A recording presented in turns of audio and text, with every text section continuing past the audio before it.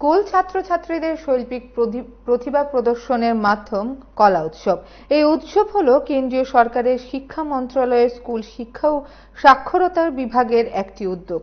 ছাত্রছাত্রীদের শৈল্পিক প্রতিভা ও প্রদর্শনের মাধ্যমে শিক্ষায় শিল্পকে উন্নতি করার জন্য প্রতি বছর জেলা, রাজ্য এবং জাতীয় স্তরে কলা উৎসব আয়োজন করা হয়। বৃহস্পতিবার উদয়পুর রাজস্বী কলাক্ষেত্রে অনুষ্ঠিত হলো দুদিনব্যাপী গোমতী জেলাভিত্তিক কলা উৎসব। বিদ্যালয় শিক্ষা দপ্তরের অধীনে সমগ্র শিক্ষার উদ্যোগে আয়োজিত সাংস্কৃতিক উৎসবটি হয়ে উঠেছিল শিল্প সংস্কৃতির মিলন মেলা। অনুষ্ঠানের শুভ সূচনা করেন অর্থমন্ত্রী প্রণজিৎ সিংহ রায়।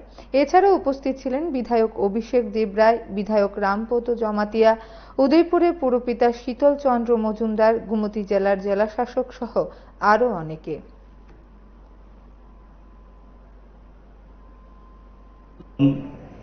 প্রথমত 6টা বিষয়ের উপরে এই কলা উৎসবকে সেখানে নির্ধারিত করা হয়েছিল।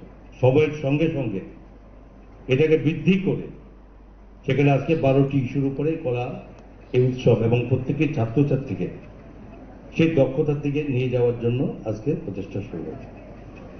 যেমন ধরুন এই 2025-26-এর এই অর্থবর্ষের এই কলা উৎসবে একটা বিশেষ একটা লক্ষ্য নিয়ে এটা রেখেছেন ভারত সরকার।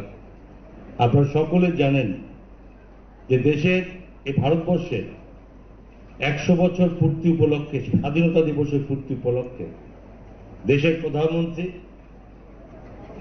বিকশিত ভারত 2047, যেখানে 100 বছরের স্বাধীনতা পূর্ণ হওয়ার সঙ্গে সঙ্গে এই দেশের সমস্ত কাঠামো, অর্থনীতি থেকে শুরু করে দেশের অগ্রাধিকার, দেশের অগ্রগতি, স্বাস্থ্য, শিক্ষা এবং সমস্ত কিছুতে কতটুকু অগ্রগতি আমরা নিতে পারি তার একটা রূপরেখা প্রধানমন্ত্রীজি এটা নিয়েছেন এবং তাকে কেন্দ্র করে